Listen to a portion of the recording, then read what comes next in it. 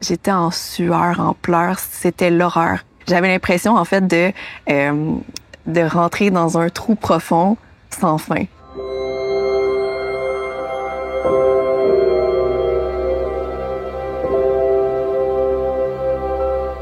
J'étais au travail, je me jouais dans les cheveux, puis j'ai comme réalisé qu'il me manquait un petit spot de cheveux, la grosseur d'un bout de doigt, je dirais. Puis après ça, il y a d'autres trous qui sont apparus. J'ai fait plein de prises de sang pour essayer de comprendre s'il y avait quelque chose dans mon corps qui pouvait être la cause. Puis là, c'est là que j'ai découvert un peu c'était quoi l'alopécie, justement. Sur le coup, je travaillais encore au bureau, donc ma stratégie, c'était toujours de me faire une couette basse. À un certain point, il me restait juste quelques cheveux, fait que ma couette était rendue minuscule. À ce moment-là, moi, ce que je voulais, c'était de me cacher. Donc, j'ai commencé à porter une perruque. Le sentiment qui m'habitait, c'était j'ai plus aucun contrôle sur moi. Je me sentais minuscule, vraiment. J'avais tellement honte de ce que j'étais devenue. Si je tombais face à face avec quelqu'un, même mes proches, mes amis, je bégayais, je savais pas comment agir. Souvent, les larmes me venaient. Je voulais pas voir personne. Mon copain, il a été le meilleur à travers tout ça.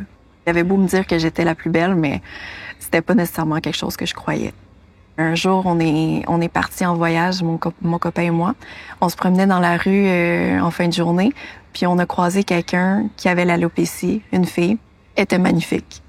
Puis elle avait l'air tellement bien dans sa peau. Je me suis dit, OK, je suis rendue là dans ma tête, j'ai envie d'essayer. En plus, on était en voyage. Je connaissais personne. Donc, le lendemain, j'ai essayé de me promener sans perruque pour la première fois. Le sentiment qui m'habitait, c'était indescriptible. Je me sentais un peu nue, mais en même temps, c'était quand même un sentiment qui était le fun parce que c'était un nu pas gênant, c'était un nu léger. Je me sentais pas encore belle, mais je me sentais bien, je me sentais mieux.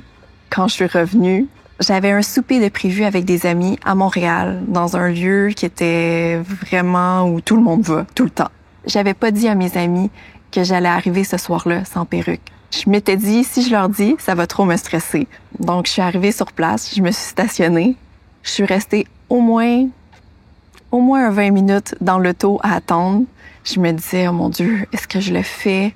Comment les gens vont réagir? Comment les gens vont me regarder quand je vais rentrer dans la place? Puis j'ai fini par sortir de l'auto. Je tremblais de tout bord, de tout côté.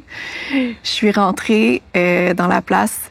Mes amis étaient assises au fond complètement. C'était vraiment gênant comme moment. Je suis arrivée, puis il y a juste mon amie qui était assise en face. Elle est restée la bouche ouverte, comme ça, puis elle était comme « Oh my God, t'es tellement belle! » Puis là, le stress est tombé. Dans ma tête, c'était clair que c'était ça que je voulais être maintenant. J'arrête de me cacher, j'arrête d'être quelqu'un d'autre, j'arrête de me déguiser. Même que j'ai appris à aimer certaines parties de mon corps que je détestais avant, je me suis comme rendu compte que la vie tourne pas autour des cheveux. Aujourd'hui, je crois mon chum quand il me dit qu'il me trouve belle. Je pense qu'il a raison.